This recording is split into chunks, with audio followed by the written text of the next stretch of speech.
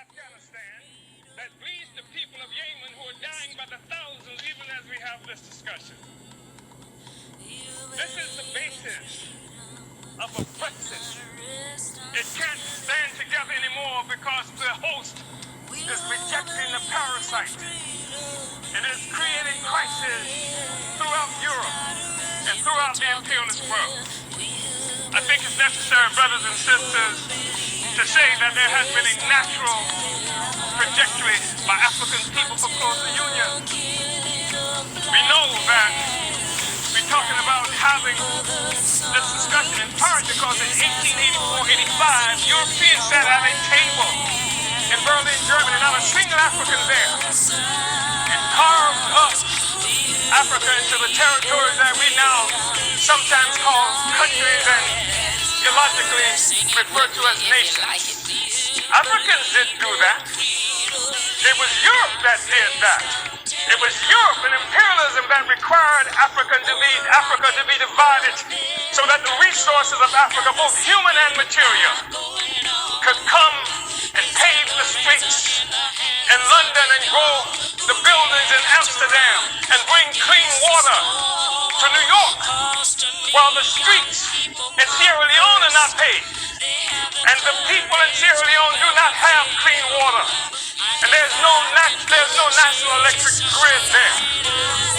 It is necessary to keep Africa divided by European imperialism and by all the imperialism in order to continue to suck the resources from Africa so that cell phones could exist here, so that Steve Jobs and the others could achieve some great notoriety from the coltan that comes from Congo, where Leopold killed at least 12 to 15 million Africans in order to conquer and keep Africa in the condition it's in today.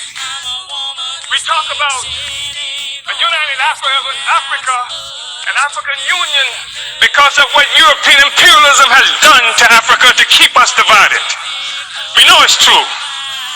We saw 100 years or so ago, Marcus Garvey organized the Universal Negro Improvement Association and African Communities Leagues that stretched across the globe. More than 11 million African people everywhere were connected to this. Africa for Africans, at home and abroad. That was the cry. Not Africans for Nigerians that didn't even exist until the British created in 1915. And Flora Shaw, the mistress who would become the wife of Frederick Lugard, came up with the name Nigger Area. Not this false national consciousness that has been imposed on Africans around the world, so that when the Portuguese found shrimp on West Africa and then named it for the Portuguese word for shrimp, Cameroon, it is not true that they are shrimp, despite the fact that the people call themselves Cameroonians today. It is a false national consciousness. The false national consciousness that created the American Negro, that created the Black Brit, the Afro-Swede. We are one Africa, one nation, and we must have closer union. But in order for that to happen, it has to be a revolutionary union.